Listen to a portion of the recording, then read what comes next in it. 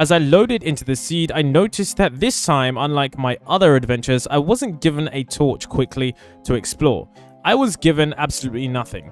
I was unsure what to expect. I mean, the only thing that was truly right about the seed was that we actually spawned right next to the ocean. This was a good sign, considering the bloop is a massive behemoth of a creature, measuring to be 200 foot wide and 150 foot deep.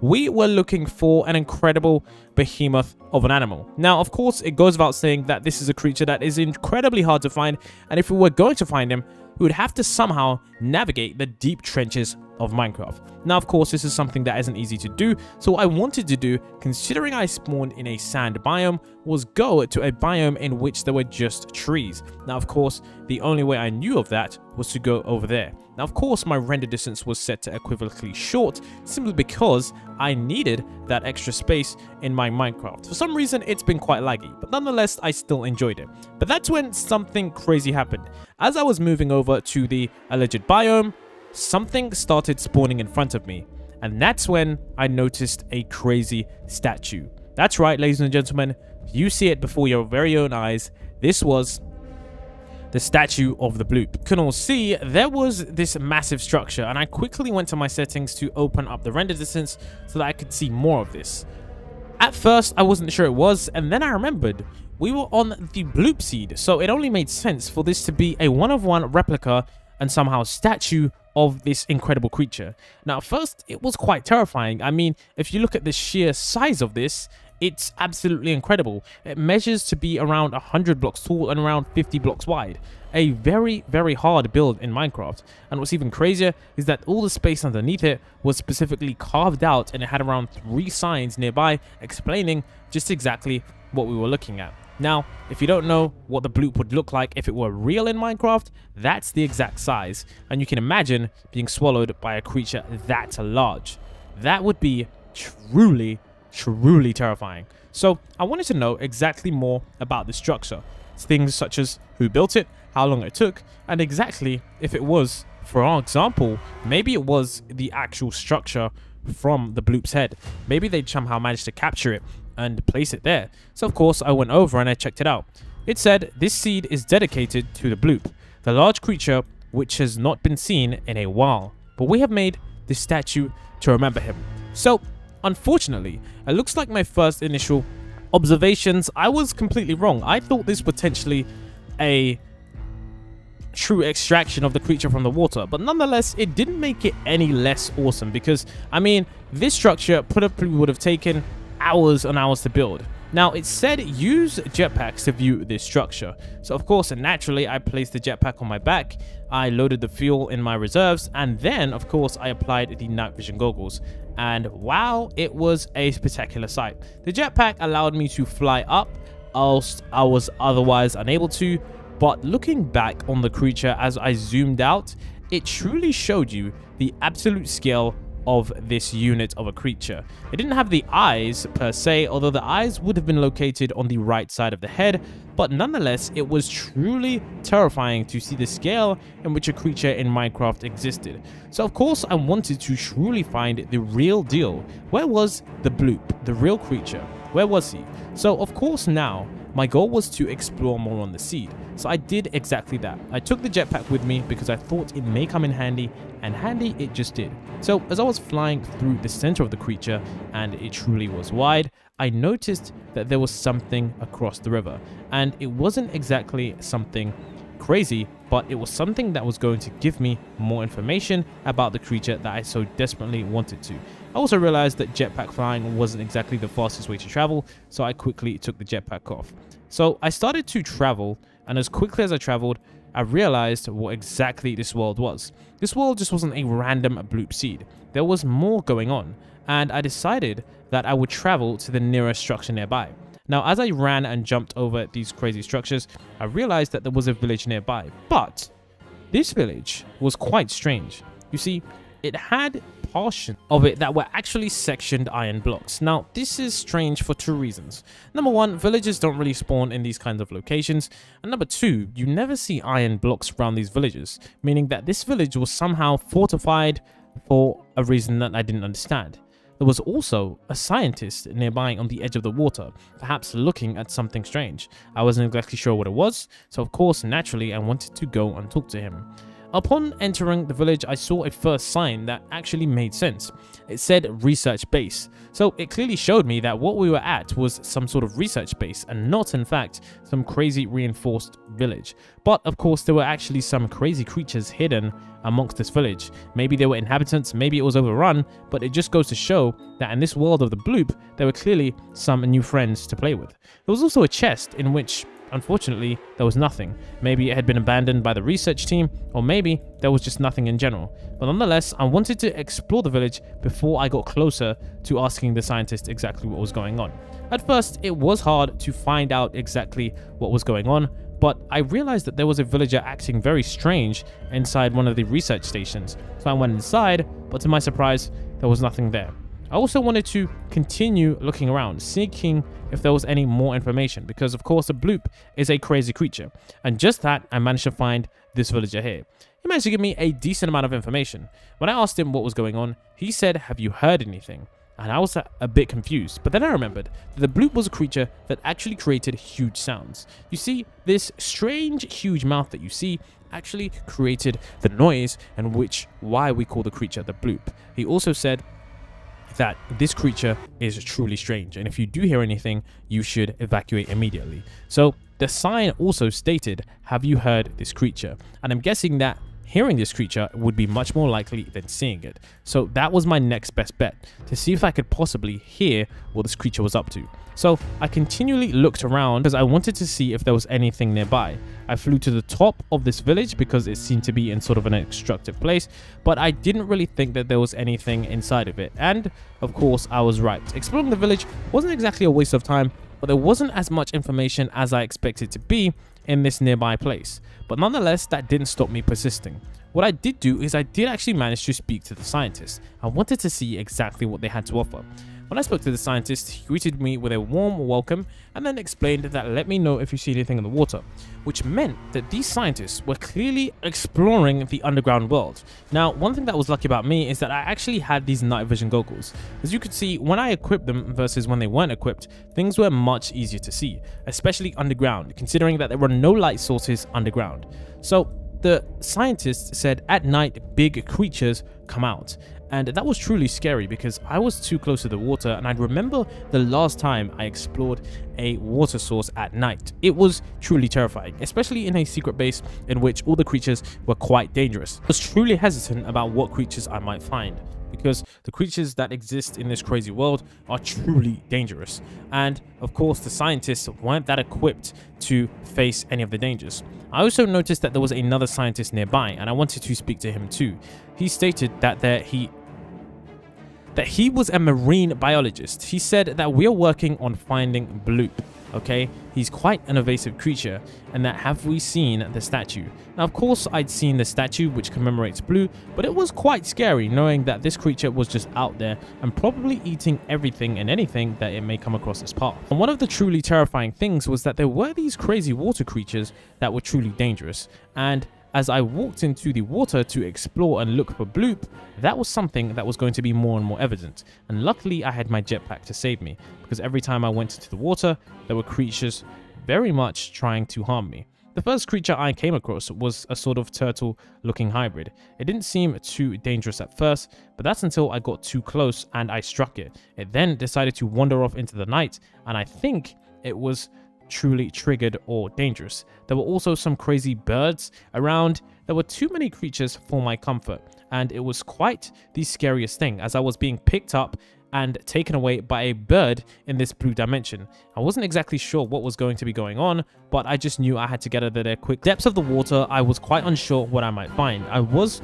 hell-bent on finding Blue, but I realized that my jetpack wasn't going to work underwater, and quickly I succumbed to crazy creatures at the depths of the trench. It was unfortunate, but this was something that was going to happen, especially if I was trying to find Minecraft's most dangerous creature.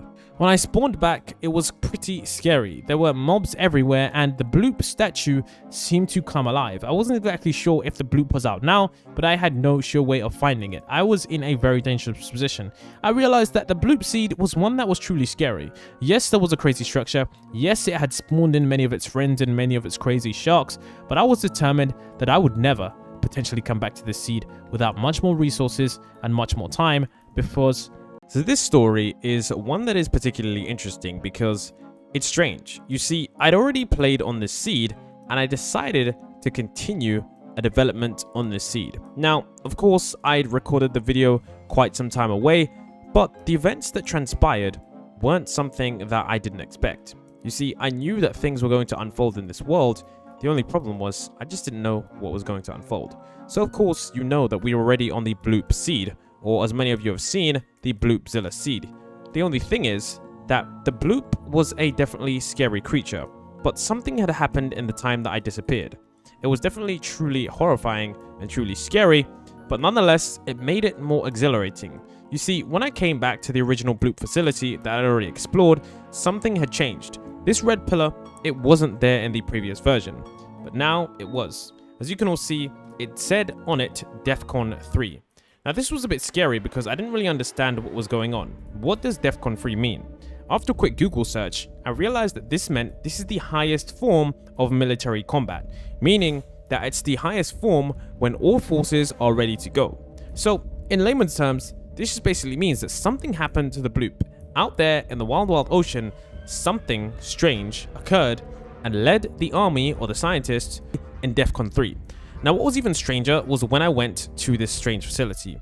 This strange facility was quite scary because some of the glass had been broken. I wasn't exactly sure what had done that, but it was truly a strange time because I'd never seen anything like it before. I mean, I was only here I think a week or two ago and the entire facility was intact. But somehow now the facility had been broken with shards of glass everywhere and strange things happening all around the time. So of course, it was quite scary because I didn't know exactly what was going on. It was only until I started to read the signs that things began to make sense. You see, one of the signs said Defcon 3, emergency, creature state dead, Defcon 3, recon outpost. So of course, you could see that this meant that the Bloop had somehow died.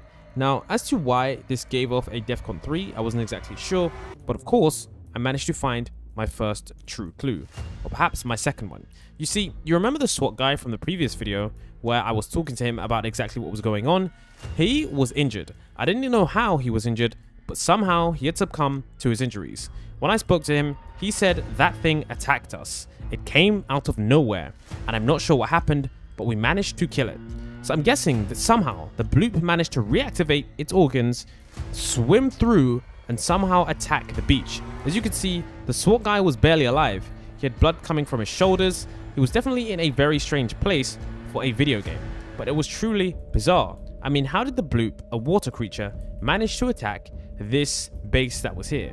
I decided to take some of the rockets because I needed my rocket launcher to explore what was going on, and of course I didn't know, and I'd seen in previous movies that the Bloop was a female creature. Now, of course, in these female creatures, sometimes they harbor eggs, and when these creatures die, the babies can spawn and continue the cycle, meaning that there could be mini Bloop babies around that could potentially kill me too. So it was pretty interesting because what was also crazy was that it said, in case of emergency, break glass, and the glass clearly was already broken. And I didn't know what to think because that was truly, truly scary. So I decided to continue on to figure out exactly what was going on. I decided to explore this research facility, see if anything strange had gone on. At the bottom floor, I couldn't really notice much, but as I decided to go upstairs, I realized more and more what was going on. So as I looked upstairs, I noticed that there was a break in case of Bloop's death. Now, of course, there wasn't anyone around. I presumed that all the scientists had already died, so I decided to break this open to see exactly what was going on. Of course, when I read the chests, this is when things started to get super interesting. You see, the sign said, if the Bloop dies, ensure you are nowhere near it. Ensure that it is completely destroyed, bones and everything. The Bloop is still a dangerous creature after death. Only use the nuke in an emergency. It has many siblings that will spawn, so be careful and armor up if Defcon 3 is active. Now, of course, luckily for me, my armor was fully up, and there was of course a spare armor in the break-in case. Now, interestingly enough, in this area there were many golden apples, which I delightfully took a bite out of a bunch of them. Also, there was some hazmat suits inside there that was also truly interesting. So I decided to get rid of my commando gear and opt for the hazmat one instead, just because it seemed like we were going into uncertain times. What was crazy was that there were around 32 nukes, tactical nukes, present in this chest, which is crazy, meaning that I don't know how, but somehow these were present for the event of the bloop going down. Now I decided to go into the underground area because what was even stranger was that there was a sign that said emergency activated. I wasn't exactly sure what this was, so I decided I needed to go down to see exactly what was going on. Essentially what was going on now, it was absolutely crazy. You see, there wasn't a vault here before, but somehow the vault had been here. I wasn't sure who created it, so when I opened it up, I was met with this guy. Now it seemed like only one of the researchers had managed to stay good. You see, it said that is it safe to come out yet? Now of course, it looks like this guy was completely crazy because he had only the hazmat suit helmet on and nothing more. So I was pretty much wondering exactly what was going on, because this definitely seemed a little bit strange on my part, and Defcon 3 was activated. Now of course, there was some strange items here as well. As I prompted open this item frame, I noticed that there was a yellow liquid. Now in Minecraft, there are absolutely 0 potions that are completely yellow, so I was confused about what this is. Now apparently, the bloop emits radiation because there was a potion of severe radiation. That meant that this thing here was really good in protecting us from whatever the bloop was. So I decided to drink this potion. Unbeknownst to me, it actually managed to give me severe radiation resistance, which allowed me to go near the bloop, which is exactly what I planned on doing next. As I spoke to the doctor, he committed and confirmed the same story that the other SWAT team member said, that the bloop attacked them and that we weren't ready. And of course, he was wondering if it's safe to come out. Now, of course, truly, I didn't know if it was, but at the same time, I decided I needed to see exactly what was going on with the bloop. Was it dead? Was it in the water? So of course, I decided to venture out into the water. And luckily for me, I still had a decent amount of fuel in my jetpack. So with half a tank in my jetpack, I decided to take the fuel, open this up, and go all the way to this crazy place. Now, of course, it was quite scary because I didn't know exactly what to do. But since I had my night vision potion as well, and since we were over the water, I decided that it would be pretty easy to do this. So, of course, I decided to fly out of the water, and unluckily for us, it was raining, which wasn't good for visibility, but we could see that the bloop had been completely stripped of all of its meat and bones. Now, the bones were still intact, which is pretty scary, but for the majority of the bloop, you could see that it was now just a skeleton, only with the head left, pretty much like those cartoon fish that you see.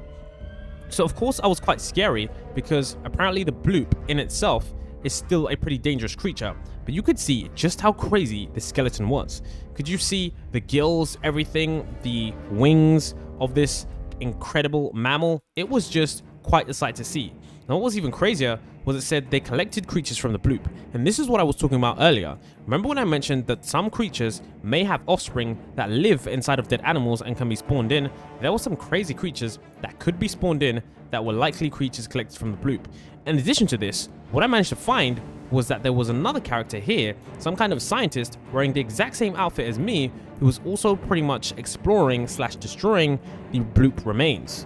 When I spoke to him, he said not much at all. I'm guessing he was completely stunned at my arrival and also stunned that the bloop was even there. I wasn't exactly sure what was going on, and of course I did want to use the nuke to destroy the entire bloop, but I decided it would be best against it because the skeleton actually looked really cool, and I decided that if there was going to be some kind of demolition, I didn't really want to be anywhere near it, and of course this man was still within the blast radius and I didn't want to kill him. So I decided to do the next best thing. Rather than wait for the rain to stop, I decided to clear the weather with a... And as I increased my render distance, I could see the entire bloop skeleton in its entirety. It was definitely a magnificent thing to see, but also quite scary at just how big the creature was. So I decided that it would be best to put this creature to rest and simply leave this entire world.